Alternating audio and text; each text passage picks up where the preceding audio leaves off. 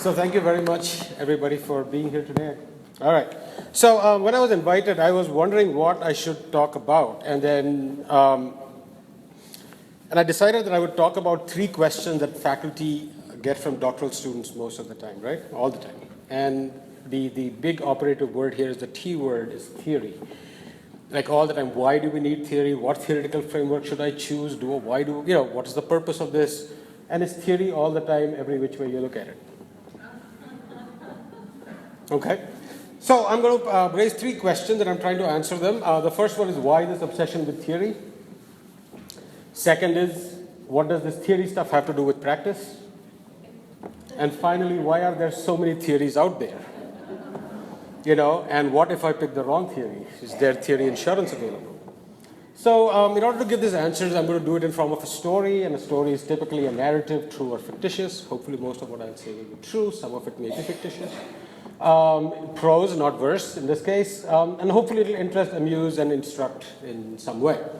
To give some background, this is known as the TPAC framework, and Craig mentioned that as something that my work in that area has been recognized by people and so on. So my Google Scholar shows that it's been cited a lot of times. So one wonders about what does impact mean. And so here are these wolves baying at the moon, and the question they ask themselves is, are we really making an impact on the moon? So in terms of some kind of numbers, if you look at citations and stuff like that, and other organizations using the framework, yes, it has some impact, right? So I'm going to use the story of how this TPAC framework came to be to sort of talk about sort of broader issues, right? So what is this TPAC all about? It is a framework for teacher knowledge for the intelligent integration of technology in teaching. Okay? So for instance, we live in a world which looks somewhat like this, right? Our kids are growing up in this world where technology tools such as this or other ones are all around us, software, this, that, and the other. And this is, half an hour of looking up logos on Google. If I had spent half an hour more, I would have had 100 more on there. And of course, we have all this social media and stuff that way. We have things like the Arab Spring.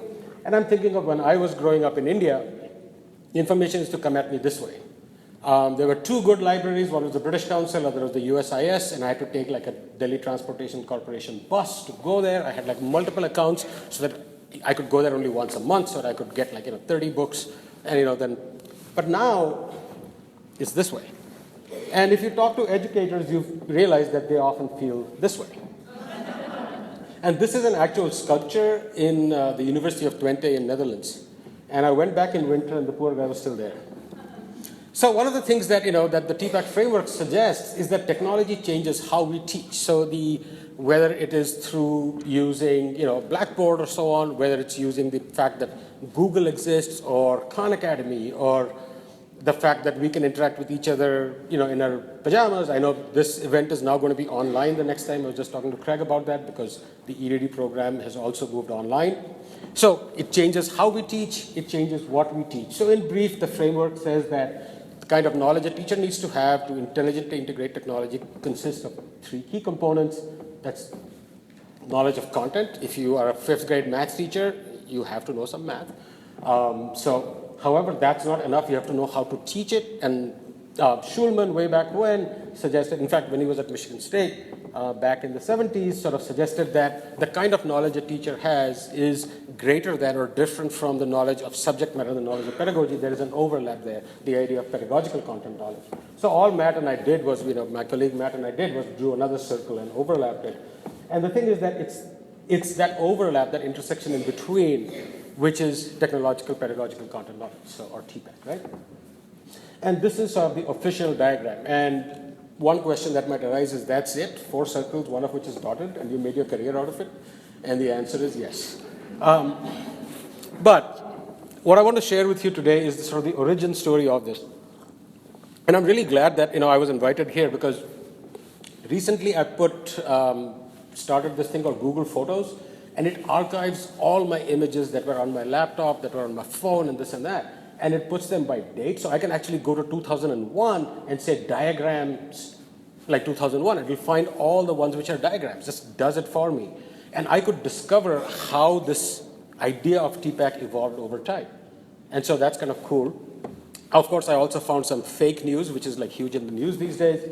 For instance, this article which suggested that Punya and Matt were graduate students at Michigan State when we figured this out. That's not true. We were faculty members at Michigan State.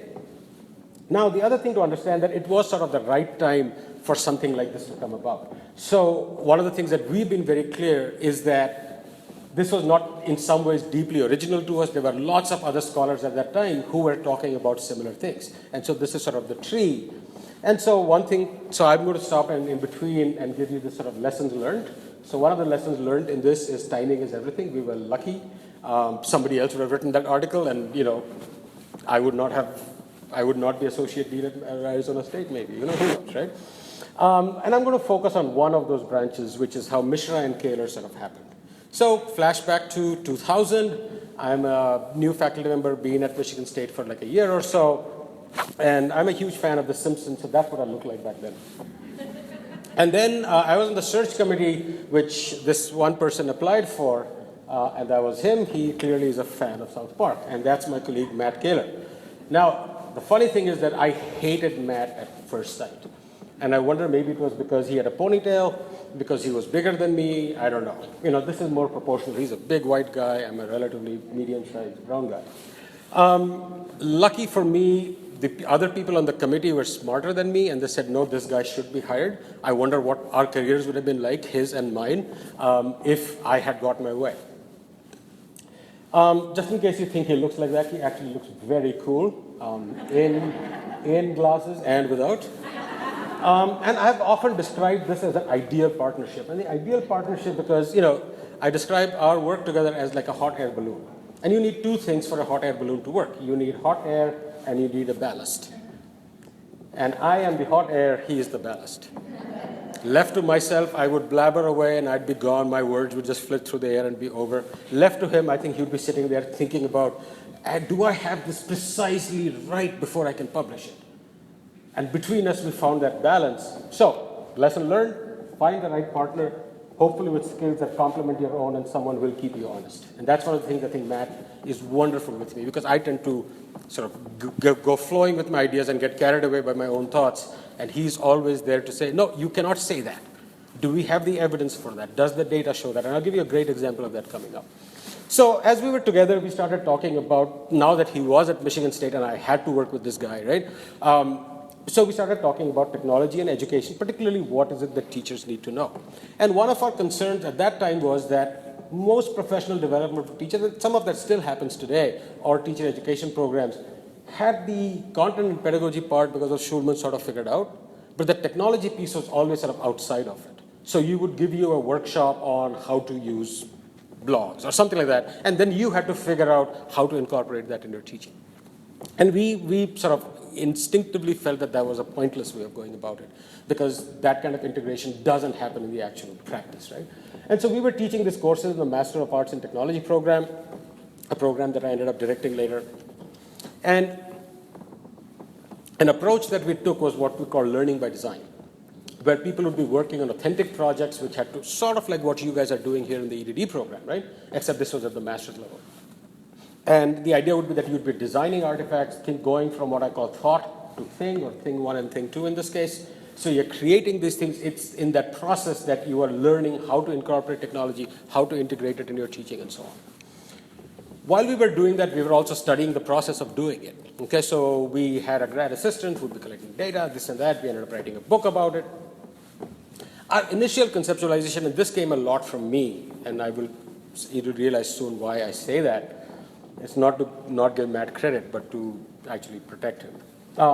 So we had this thing where content, pedagogy, technology, and I was a huge fan of the word representation. So that R over there was representation, that how are ideas represented, how is technology represented, how is content represented. And so our first case study that we did, which was published in 2004, this diagram sort of mutated into that. Okay? Now, there's another reason why I love that. I love geometry. And tetrahedron is a wonderful geometrical figure. And so I was like, a tetrahedron, our model would be so awesome if it's a tetrahedral model. So there was no rational reason for it. It was just that aesthetically, the tetrahedron seemed just right. And so we did another study, this time looking at design talk, how people talked about the process of design, at which point did expertise of different people come in, at which point did they talk about content, pedagogy, technology, where they integrated them, where did they see them separately. This is a paper that I'm really proud of. Matt is incredibly responsible for this one, just in terms of methodologically. It's a really nice paper. But guess what? As we kept doing the coding and recoding, representation just wouldn't fit. We couldn't consistently code it. And we had like Kurnia Yaha, who was the grad student working with us. We would go to the library, we would code once, then we'd leave that code aside. 2 weeks later, we'd go back, and our codes wouldn't work. And Matt kept telling me, Punya, this representation idea is stupid, get rid of it. And I stuck on because the tetrahedron was such a wonderful geometrical artifact. You had to have it. But finally, he's bigger than me, so he convinced me that representation had to go. And so as this tweet says, leave it to data to ruin a perfectly good theory. But the lesson, of course, learned there is that you have to listen to the data. That at some point, that there's ideas which are in our head, which can be very beautiful and elegant and lovely, come against. And that's why we are an empirical field, right? I mean, we are not doing philosophy, right? We are, which Sherman is going to throw something at me because I said that, but that's okay. We are, no, I'm kidding. What we do, it has to be tested against stuff that's out in the real world. And so the first version of the TPAC diagram came out this way. Note that at this point, it's called TPCK, not TPAC. And these were just a triangular line. These are all, by the way, all these diagrams I'm showing are published in different articles that we've written. So as we were figuring this out, we were writing all the time. Now, there's a problem of representation if you think about it, because at one point, if you look at the vertex, is the vertex knowledge? Is a line joining it knowledge? I mean, how was the representational scheme working? So struggling with that, at some point around 2004, according to Google Photos, came this diagram. As you can see that, it starts having a little bit of element of those circles popping in. And around the same time is when we were writing the TC Record article, which came out in 2006, is the first time that this idea of circles comes up. And circles are nice because, there's space. It's circle around circle, then there's an overlap, that's a space. So there are different kinds of subcategories of knowledge within that.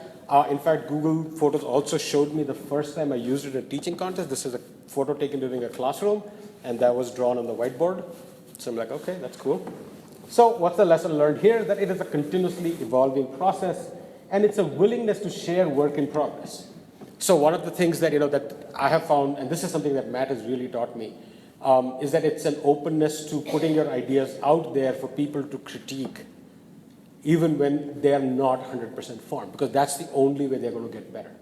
I remember the first time we wrote an article together, we were writing something together, I took months getting a draft to him, because I wanted to be just right, because if you'd see that I gave him a bad piece of writing, what would he think of me? My ego was attached to that. And then he would share drafts with me which were really bad. And I'm like, whoa, Matt gave me a really bad draft. But he was very comfortable with sharing work in progress. And that's a huge thing I've learned from him. And that's a huge thing I would recommend to all of you as you're getting into this EDD and through this program, right? A willingness to put your work out there and let people critique it. That's the only way it's going to improve. So once that article came out, the American Association of Colleges of Teacher Education stepped in and they said they wanted to do a handbook. And part of the thing was because we had put this article on the web and people were finding it even before it actually had been published. So this ended up being the handbook of TPCK, still called TPCK back then. And we had a meeting in Washington, D.C. with all the authors. And one of the criticisms that came up is that this is too idealistic an approach because everything we do is contextually bound. So where is context? So I drew this diagram where I put this sort of gray blob in the background, which was context. So of course, the lesson learned here is solicit and listen to feedback because the work is bigger than your ego. I mean, we could have said, oh, our work is right and we don't need this. No, it's okay because you listen. You say, oh, you're absolutely right. If we care about context, it needs to be represented. In the meanwhile, it was still called TPCK and people were wondering about how to pronounce this. I had friends who are no longer friends of mine who said, is this the toothpick framework? No cavity left behind. Jokes like that were cracked. So we got this book, Grant Writing for Dummies. Got a grant for $50 and we bought a bowl. And that took TPCK and made it TPAC. It had the added advantage that we could say it's the total package for teacher knowledge, which is like good marketing speak. ended up becoming an editorial, breaking news, TPCK becomes TPAC. So there's a lesson here too. And the lesson is that marketing and disseminating your ideas is important. You cannot expect that your ideas that you've created, have written in an article or something like that. I mean, we got invited to give a keynote. We grabbed that with both hands. I mean, you can go online and look. This is a 2008 keynote by Matt and me, which is, I mean, I still look back on it and say, wow, how did we do that? It was just an amazing sort of fun process for us. But partly sort of, we have been given this opportunity of putting our ideas out there. Let's grab it by the horns and take it where it goes, right? So TPCK now becomes TPAC. Now, remember the last diagram we had, which was the gray blob? At the same time, there was a TPAC special interest group that was formed at the site conference, and Judy Harris was leading that, and she felt that we should have a button, just like you guys have a button for this event, we should have a button so that all the TPAC SIG members could be so cool with the button. And so this was the design, and she asked me to create a button. And look at this irregular shape that has to fit into this round thing, and if you put it there, it doesn't look nice. So that's where the dotted circle appears. Okay, and I actually found the Got Milk font and made sure that it looked right. So got TPAC. So that's the final version. And what I think is interesting in this is that ideas emerge from strange places. The fact that we had to put it on a button is what forced us to do that dotted circle. And that's the iconic image that people use in publication, and there have been lots of them. And the only reason it's that is because I had to put it on a button. It's weird. But is that truly the final version? So when we go to, when we had posted this image on tpac.org, freely downloadable, people were using it in articles all over, till one fine day I get an email from somebody and they say, you know something, for each one of them you have the acronym below it, except in this one you forgot to include that. And we're like, oh no, how could we? And so now we have a final version. And so I can look at an article and I can say when they downloaded that image, because it's the old image or whatever, and some people are still using that because they have it on their hard drive, and it's just interesting to watch that whole process play out. And in some ways, the floodgates sort of opened after that. So if I look at this 2014 data, there are now 850 plus empirical published studies in the last 9 years, which is just incredible when you think about it. So when I say that the time was right, it was right. We were at that moment, we were lucky. I don't think our ideas were that original. I think what was good and what we did is that we wrote it really well. We were analytically thoughtful, didn't make extravagant claims, we were careful in what we wrote, but we're still clear, not obscure or too much jargon and stuff that way. Again, if you look at between 2007, 8, and 2013, just look at site 15 presentations to 88. In fact, the dissertation numbers is right now in the high, I don't know where it is. 80s, 90s dissertations have used it as a framework. That's amazing. So sometimes Matt and I feel like we should just retire. We should have charged $1 per citation. We would have been fine by now. But more important to me is this impact on practice. All the citations, that feels great, don't get me wrong. I love it, right? As long as you spell my name correctly, I'm fine. But it's things like this Teaching Teachers for the Future project in Australia, where 40 colleges, almost all the teacher education colleges there, were involved in this project, where they were rethinking teacher education with the TPAC framework at the center of it. Or Microsoft TEI project, which is technology integration in higher ed, or school districts using it, and actually here at ASU as well, the technology infusion approach work that's been done by my colleagues here has sort of used that framework as well. So that means a lot. All right. How are we doing for time, Craig? All right. I should speak really fast now. No. All right. So go back to our original questions. Why this obsession with theory? What does the theory stuff have to do with practice? And why are there so many theories out there? So let's take each of these in turn. So why this obsession with theory? So first of all, theories help us in description and explanation of what's going on, allow us to make inferences, predictions, and help us in applying it. Right? So the TPAC framework directly told you that if you wanted to do professional development, you better not do these things separately. You better think of context in ways in which they could be covered together. Micro situations where people can engage with these ideas in sort of real context.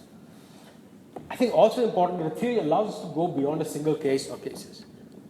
So we were doing this in a master's program. The fact that we could write it at that level of abstraction while still keeping to the ideas there allowed it to be used in Australia and allowed it to be used in Arizona State or in a professional development program in a school or something that way. So I think that's a really powerful thing that a theory lets you do, is allow you to go beyond what you're doing. Of course, then the whole thing of theory and practice, which I'm sure many of you in the EDD program feel right now, I really need to graduate. I've lost the ability to discern theory from practice. So what does this theory stuff have to do with practice? And the thing is, there can be no such thing as a fact without a theory or a theory without a fact. Theory is a lens that allows us to determine what is a fact that we need to pay attention to. So for instance, look at this. It's a famous optical illusion, and you can see this white triangle that points downwards, except that there is no white triangle. The white triangle is being inferred by your brain because your brain has a theory of how objects overlap with each other, block each other out. So the fact of the triangle is actually determined by the theory that's inside our head. We're not aware of it. It's sort of coded in. And so this is a design which, can you read that? What does it read? Facts, theory, what does it read? If you read the black, it's theory. If you read the white, it's facts. And I think that's the relationship between theory and facts. You can't do one without the other. Theory without facts is just speculation. Facts without theory have no basis, have no frame within which they can make sense. Sorry. And the same thing with theory and practice. They're two sides of the same coin, especially in the professions that we are in. Yeah? I mean, if we were doing pure physics, or pure math, that's a different issue, right? Maybe. I'm not sure even then. So can you read that? Theory? How sweet is that? So why are there so many theories out there? Well, there are so many theories out there because people are complex and the world is messy. And one of the things that Steve Jobs said, which I really like, and I like that quote, is that everything around you was made up by people that were no smarter than you, and you can change it, you can influence it, you can build your own things that other people can use. And so these theories are just ways that we have created as humans. We have invented a screwdriver for certain purposes, a hammer for certain purposes. We have created these theories. And I think a lot of time grad students or who are going through the program tend to look at theory as being this amazing Platonic thing out there. It's not. It's stuff that we humans have made up. And it can be changed, modified, tweaked, as long as it does the work and you can convince other people of it, that's fine. And this is one of my favorite quotes from Peter Brook, the theater, in one of his essays called The Shifting Viewpoint, Book Shifting Viewpoint. So he says that, I believe all schools, all theories can be useful in some place at some time, but I have discovered that one can only live by a passionate and absolute identification with a point of view. For a point of view to be of any use at all, one must commit oneself totally to it. So same way, when you're doing your study, you picked up a theory, go with it, it's okay. One must defend it to the very death. Yet at the same time, there's an inner voice that murmurs, don't take it too seriously. Hold on tightly, yet let go lightly. And I think that's sort of an attitude that we take towards these tools that we use. It's for a certain purpose. So I'm sort of reaching the end of my story, except that through Google Photos, I came across a video that was dated 2001. And I have to show this to you. Let's see, does it play? Oops. No, the video is not playing. Oh, there it is.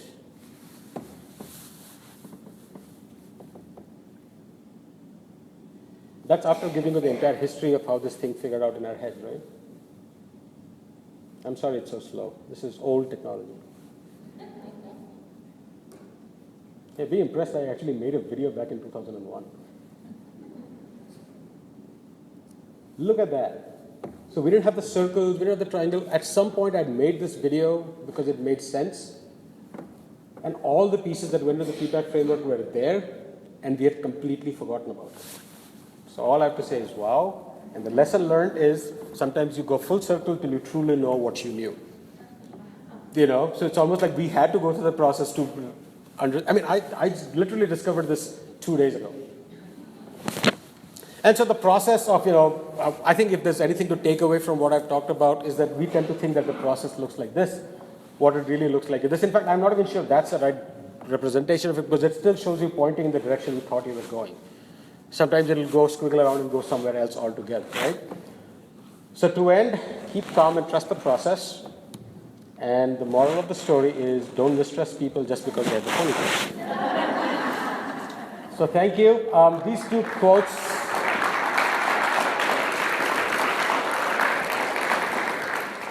So I have these two quotes in the beginning that I may not have gone where I intended to go, but I think I ended up where I intended to be.